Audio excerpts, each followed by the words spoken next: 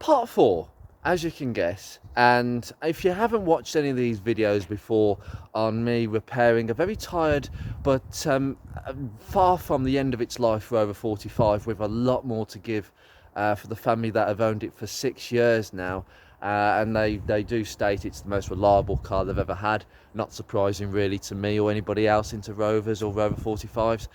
And if you haven't watched them, just to have a little bit of a recap, this car has been suffering from several different problems. It's got a bit of a drivability issue, and we've got a bit of a noise issue coming mainly from the engine we've identified, not the gearbox.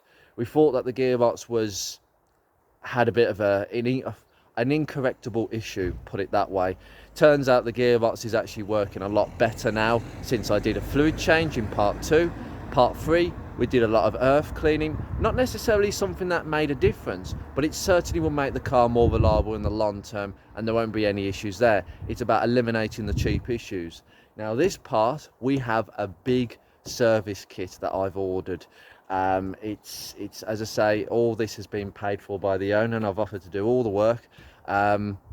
Basically, we are going to do a complete oil change, oil flush, and some oil additive to quieten that engine down a little bit, and it will be beneficial.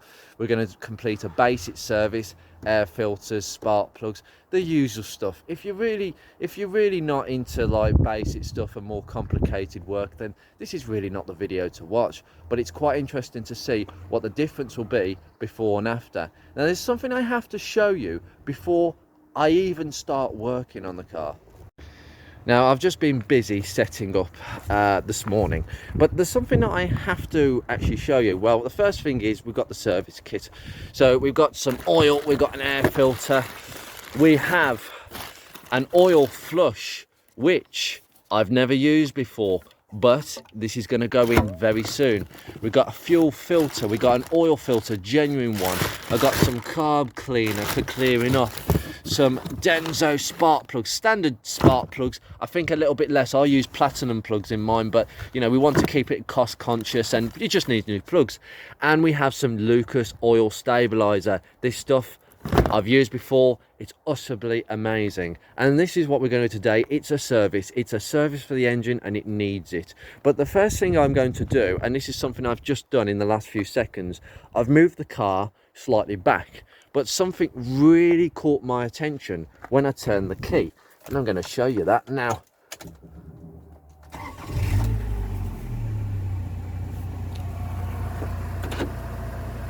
Where's the noise gone?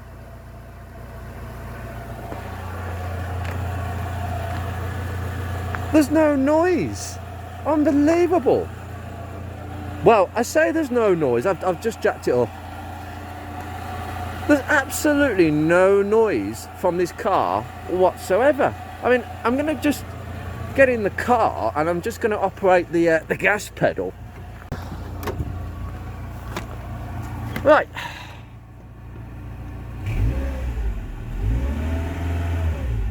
You can still hear a little bit when I rev it up, but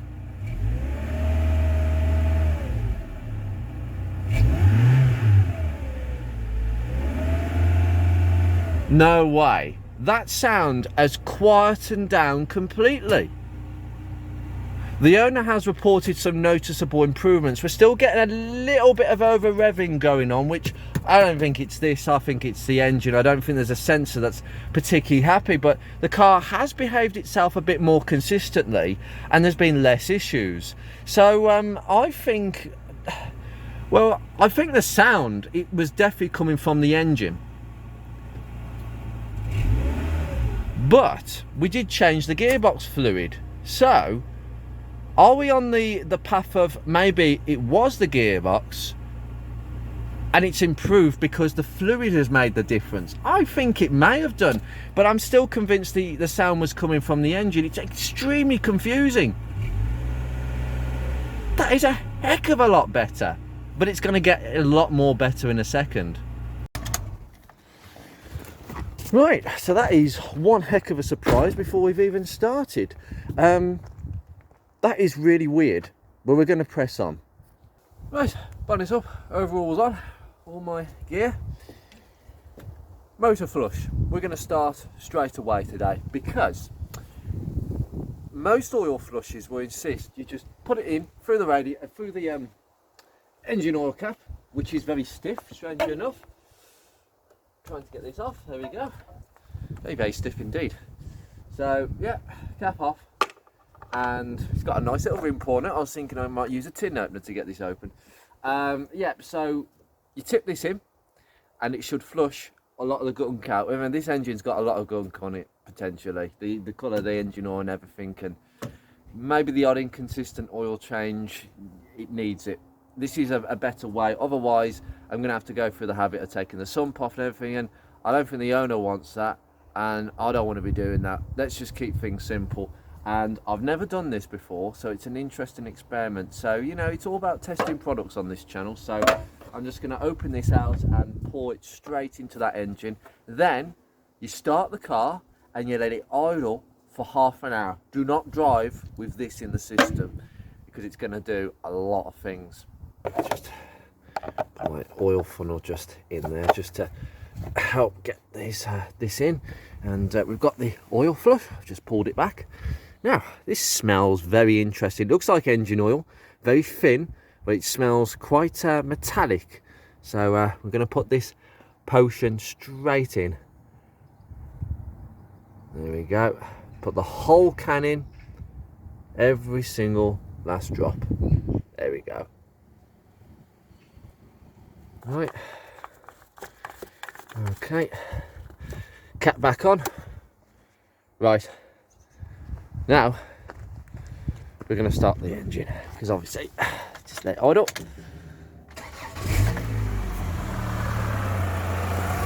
Okay, so we're going to leave this for half an hour, and I've got to do a lot of chatting with the owner.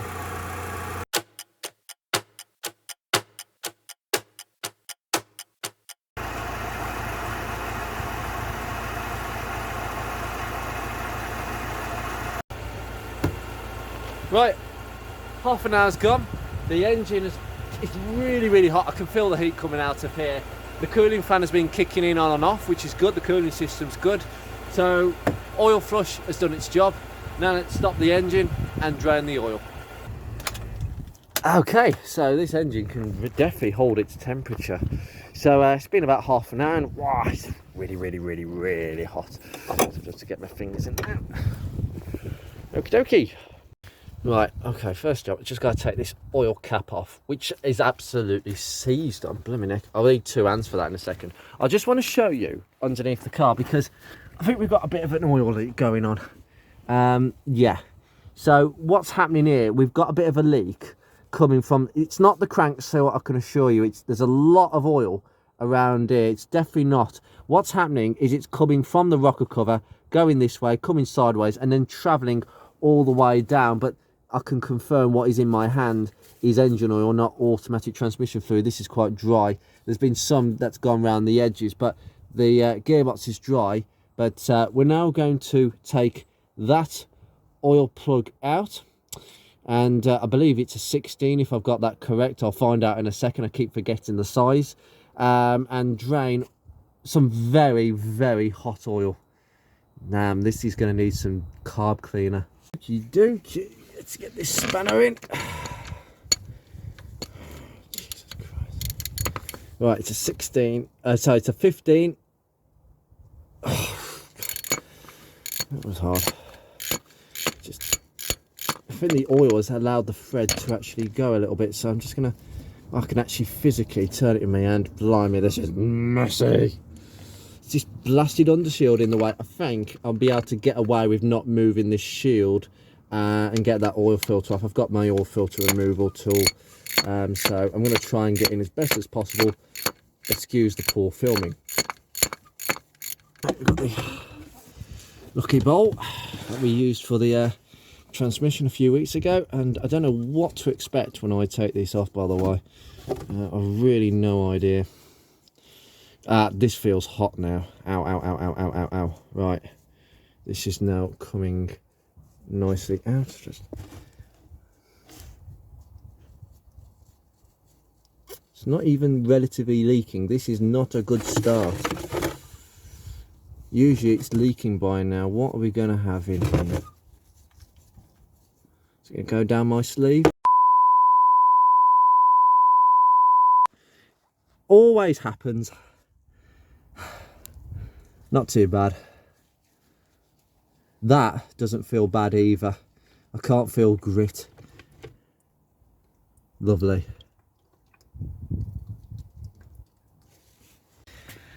And in my panic of trying not to get completely and utterly slashed, yeah, I've dropped the plug into the bucket. Lovely. I'm going to have to get that out later. Fantastic.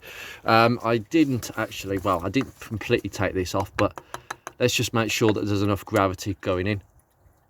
Now, as I've taken that cap off, the rate of oil has actually just slightly increased. Now, I'm going to let that drip for about 5 to 10 minutes. I should have done that before. I did actually loosen it off on camera, but I didn't take it off. But now air's gone in. If you can hear that, it's just the rate has increased. Let air into the engine and it does the job for you. Now, I want to make sure that as much oil is drained as possible because we are going to be taking this off today, which is a relatively easy job to change. This bugger over here, which is a new rocker cover gasket. Right, while that's draining, just put the cap out the way. Now, first of all, to take this off, we've just got these bolts. Okay, we've got 1, 2 and 3. Just crack them off with an 8mm. There we go. 2, and then it's a plastic cover, and that's all it is. It's a bit of a beauty cover, and we are missing the Rover logo because it's Project Drive, and Rover wanted to save the cost of this little cover on both the Rover versions and the MG ZS. And just take these few bolts out. Just this one. They're quite long. This one will come out quite easily. And this one. Lovely. We've got 1 shorter bolt and 2 longer ones. Short, long. Okay. Just pop them in the tray. And then this should just remove that. There we go. Lovely. Just kind of a thick piece of plastic. This is quite not really acoustic because there's no rubber sound deafening on the other side, but that will be cleaned up a little bit. Now we've got access to these. Now we know how all this comes apart. It looks like we definitely have some aftermarket HT leads, but as you can see, we have the original coil pack, so that's not unusual. But what I have noticed is there's a bit of a cover missing to this actual cam position sensor, but it is the original cam position sensor because it comes with well, actually I'm very wrong. The cam position sensor is actually an aftermarket one because this plug comes out. It does actually detach from the actual sensor, and then you've got this, which is, unfortunately, it is starting to break up a little bit. It is starting to break up in my hands with the heat. That's usual, but this is actually, see, it's all starting to crack in. I've got to be very careful, but you've got the connection here. I'm just going to take that away. I'm going to clean that connection in a second just to be sure, but you've got to make sure that this comes out in one piece. Now this wiring, as you can say, is intact, but the plastic tubing is coming apart. Unfortunately, that's quite usual, but the cam position sensor is held in like everything else, an 8mm bolt, 8mm bolt for the coil pack, another 8mm bolt there and there. So it's well, I've pointed out the wrong bolts there, but still, the next thing you should be doing is just pulling these. It looks relatively, there's a bit of oil down there, but there's not too much oil, but I think I know how all this goes back on quite nicely. So pull both HT leads apart, disconnect this wiring. Now, I've said this before, and I did it in a video where I changed my coil packs and HT leads. You can't release that. You have to release these bolts to release this connector because there's no way of getting it to go that way. So next thing is just to take all 4 of these bolts out. It's quite loose. I think all this has come off before. It definitely has. It's had a head gasket change a few years ago, so all this would have come off, so it will be relatively easy, and a lot of it's just coated in oil, so yeah, you wouldn't have too much of an issue. But yeah, make sure these bolts come out. I know there's people saying, oh, you haven't undone the earth. Yes, I know I haven't undone the battery earth clamp. honestly, it's not too much of a bother at the moment. The ignition is off. I am not in any risk of causing a problem. So just take these 2 bolts out.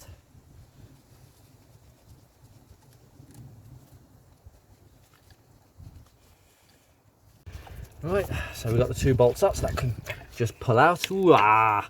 Okay, that is evidence of possible coolant leaks. Yeah, definitely some old coolant leaks. Remember, if these are the original coil packs, then there will be some element of that. I'm just going to leave that there for the second. I'm just going to take that out completely. Again, on this one, we've got a bit evidence of old coolant because it's got a bit rusty, but I'm going to put that to the side. Wow, it's hot. Those coil packs have been working hard, and there is some evidence that it's been leaking internally, but as I say, all this is going to be done up properly. So now I just need to release this wiring from these little clips. So as I say, we've got this wiring here, okay, and then this, so essentially that, and just make sure that this connector pulls clear.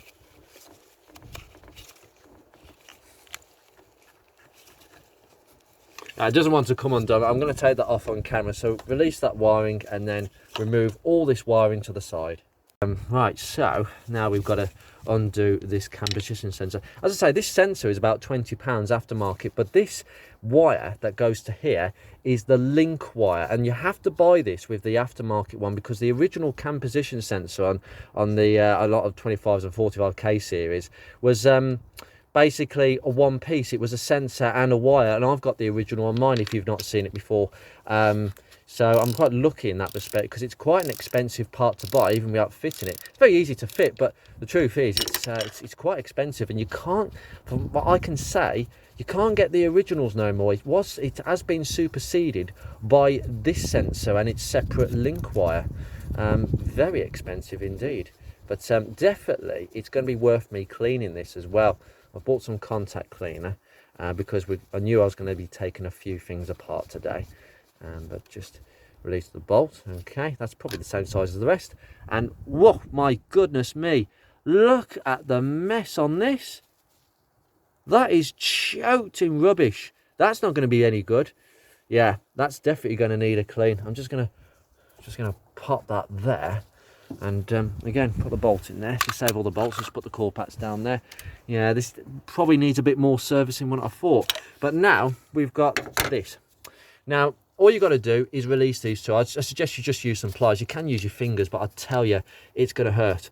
Oh, I can use my fingers there. There we go. Now, might need a screwdriver, or it might just, yeah, it might just come off there and come off there. That's absolutely fine. That shouldn't have actually come off there, but you can just slide it back on. It's not a problem. So I'm going to put that breather hose down there and just blow through that and make sure it's not blocked. I'll check that in a second. And then this one is a breather hose going to the back. Just try and move it with my fingers. Is it going to budge? Yeah, it has actually. So this one's better than my own. And just slide it off. There we go. Right, now we're all disconnected now. Now all we've got is 1, 2, 3, 4, 5, 6, 7, 8, 9, 10 along the side, 11, 12, 13, 14, 15. Take them apart. I would start by releasing the outer ones and then go in, because when you torque this back up, I mean, you can think it's like 8 Newton meters. I forgot my torque wrench. That was a really good thing today, but I'm not going to worry because they just need to be nipped up. It's about 8 to 10 Newton meters, and that's nip up sort of spec. So, you know, tight and then give it a nip. So you start in the middle and then you work your way out, okay, when you tighten it back up. And to loosen it, good practice, it's the opposite. Okay, so let's just get this out of the way. Okay, it doesn't look too bad. We've got a breather gauze there, but it doesn't look too bad. So I'm just going to pop that down there for a second. Yeah, I'm going to look at that in a second. Now, gasket, remember, exhaust manifold side, it has to be the top side exhaust manifold side. That's how you put a gasket on. And it doesn't look, it just looks flat, and they just go flat here and then it starts leaking. This is the area where it tends to leak, and I'm just going to pull that off. It's in one piece, so I think this gasket has been replaced before. It definitely wasn't like Beatrix's where it was just flaking everywhere. Yeah, I'm going to have to put that on top of there and then put that in something to go in the bin. Okay. Wow, okay, this is pretty good. Maybe the oil flush has done a really good job, because I was expecting a lot of rubbish. That's actually looking pretty nice and oily. I can't see any sludge in the colours, there's just a little bit in places. If we keep going round, no, and there doesn't appear to be an excessive amount of wear. There's a tiny bit of wear on the cams. See a bit of light scoring there. Yeah, there's a little bit of scoring, a little bit more than Beatrice. There is wear to this engine, but I wouldn't say an excessive amount. And no, it looks pretty good, to be honest with you. I'm pretty impressed by that, to be fair. Yeah, that looks all good. And now we've got to take the spark plugs out. Right. Okay, so we got the 10mm spark plug spanner. Now, because there's some oil down these spark plugs, I'm not expecting a battle here, so let's just see. So go in, and yeah, that's it didn't even crack. That's easy. Now, before you go to one, go to the other. That's not even tight. That's not even tight. Yeah, that's a bit more tighter, because this is this one is the driest, number one. So we're going to go to number one and see if it puts up a fight. Oh, hold on. Yep, this one is the tightest because it's the driest. So get it nice and square on, just give it a push, and there you go. It's gone, and it's squeaked. There you go. That is how dry the thread is.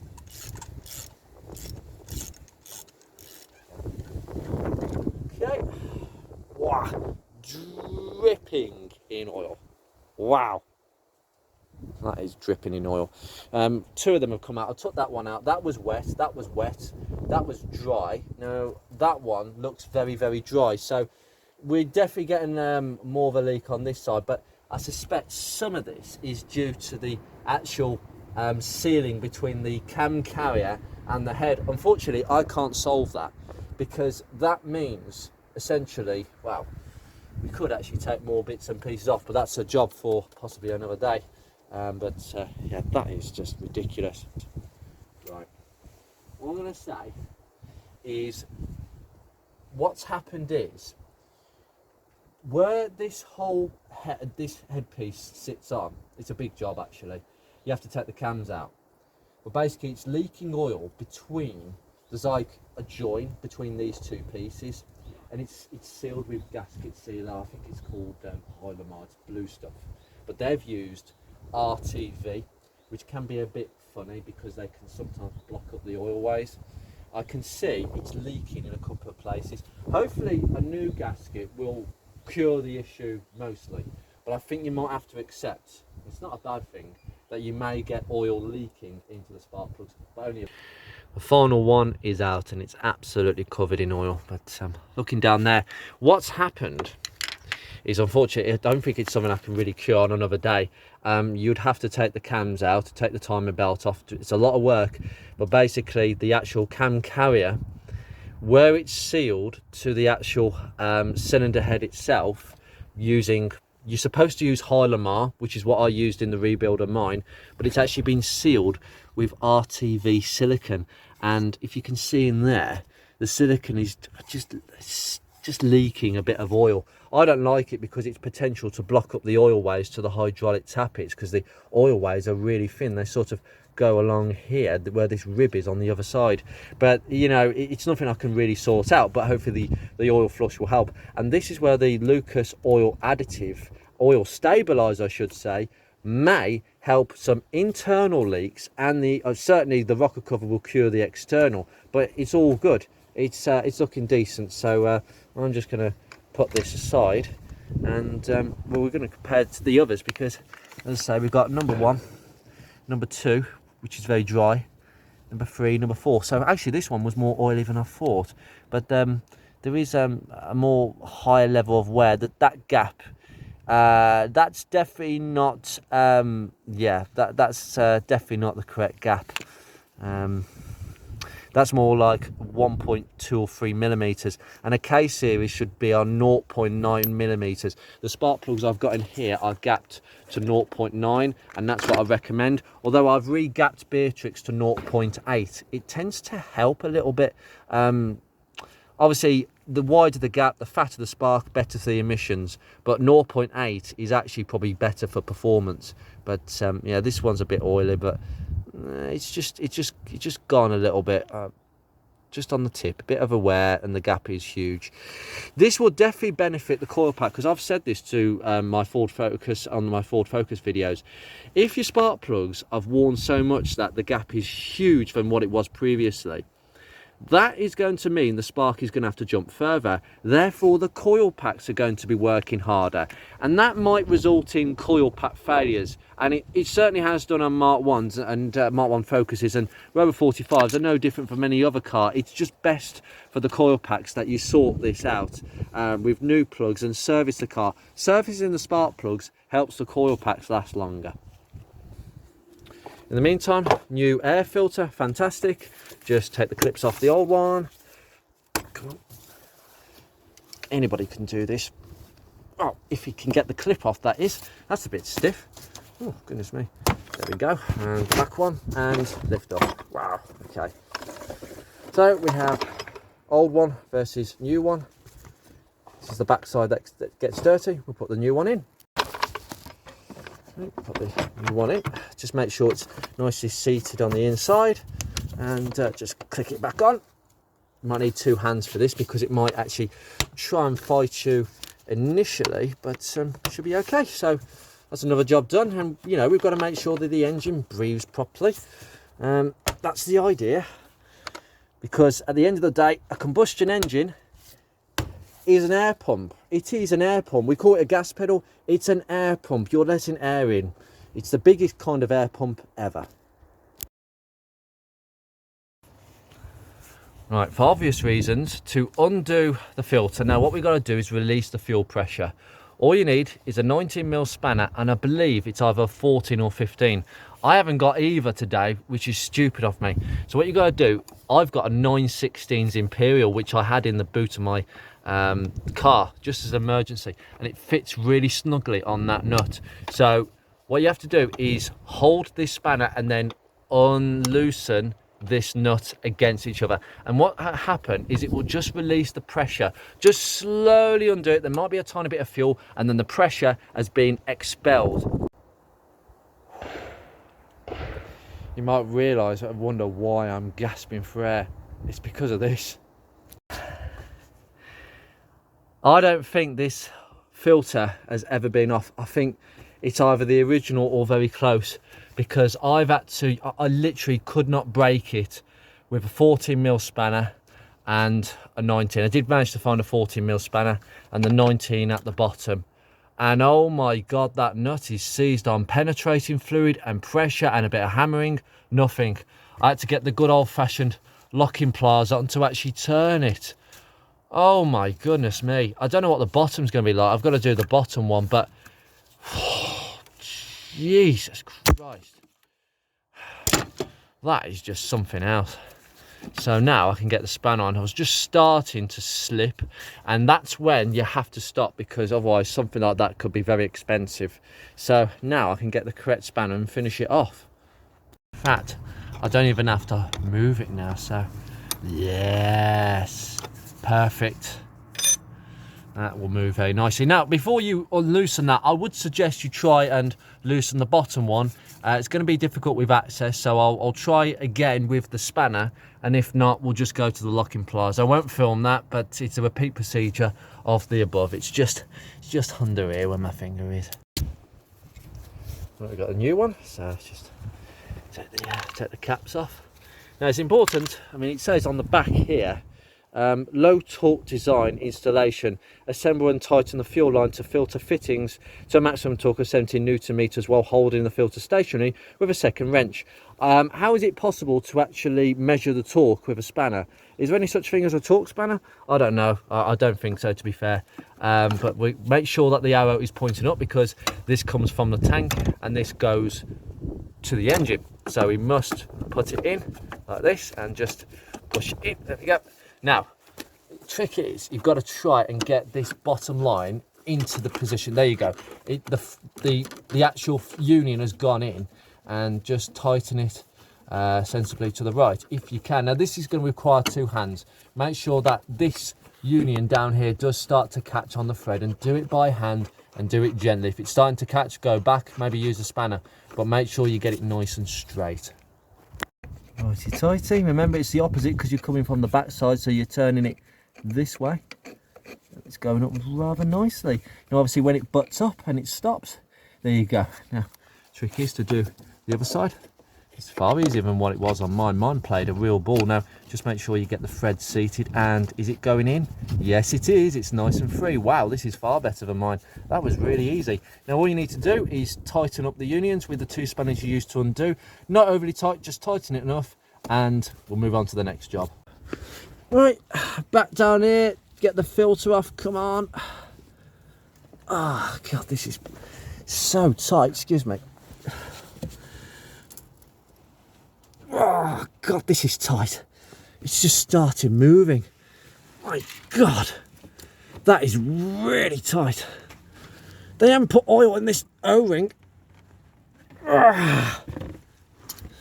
Flipping heck. Now it's come. My God, I don't think this filter's been changed in a while.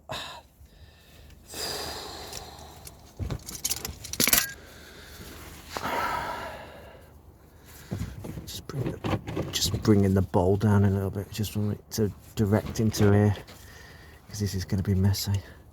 There we go. Here we go. Just, you know, I'm just going to let it pour gently into that. This is really what happens when people don't look after cars, and they have absolutely no interest in making it easy for people in the long run. There we go. Done. There we go. Done. Right, that's been done, and it's still draining. That's been cleaned. I used a bit of leftover petrol. That's looking great. I've also put some petrol from the fuel filter, the old fuel filter, in there just to clean that off. And look at the rubbish that's coming out. I will use some carb cleaner, but what I'm going to do is let that drip, and that's going to be cleaned a bit more thoroughly in a second. But right now, this is going to be me getting a bit intoxicated, because, as you know, carb clean, all that. I'm literally just going to clean all this rubbish. Some of it may need to be brushed away, but, and yes, I know it's not, carb cleaner and plastic, not ideal. Carb cleaner is a pure hydrocarbon, and you can get really high off this stuff.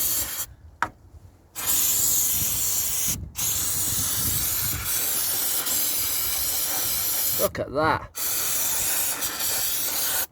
Just clean metal. Often these brackets are really clean because of this kind of gunge.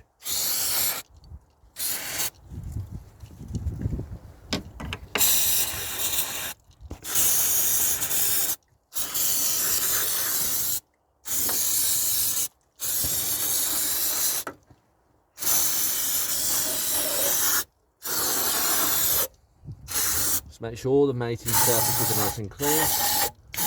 Yes, carb cleaner in an engine. Of course, it's going to go a little bit popping bangy when we first start it. Oil has gone into some of the cylinders from the spark plugs. It doesn't matter. We're just going to continue doing this. Just remove as much oil as possible. I intend to use the whole bottle.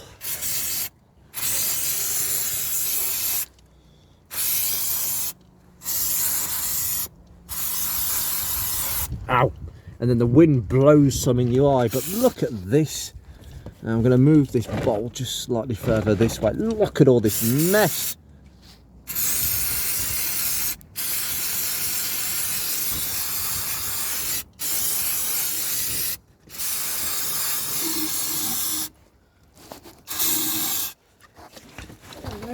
Look at that air compressor.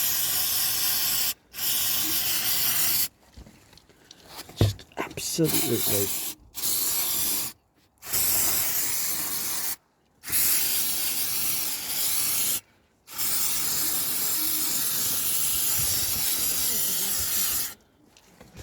And because this is not made from plastic,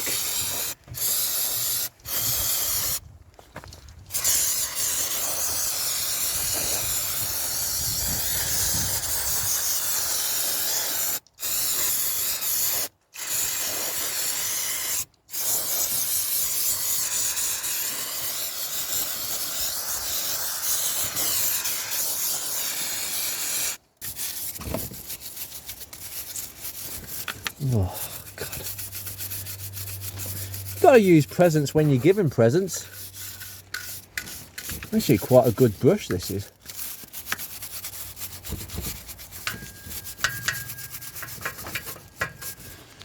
Yeah.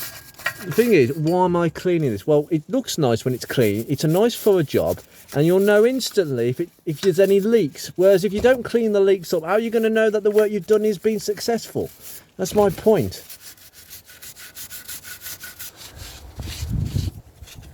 Oh, it's looking a lot better now. I mean, to be fair, to clean the mess up under here as well, probably take a good week or so of hours of cleaning. It doesn't take a lot to make a car look a lot better, but in this case it might take a bit longer, but it's all nice and dry around there. The mating surfaces are nice and clean, just give it a going over. Don't forget these surfaces as well. It's all got to be nice and clean, ready for that new gasket.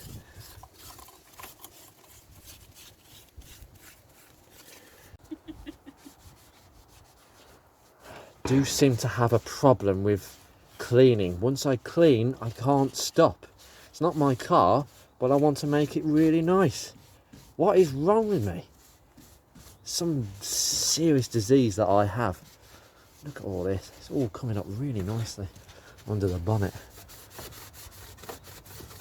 No, stop. I've got to stop this.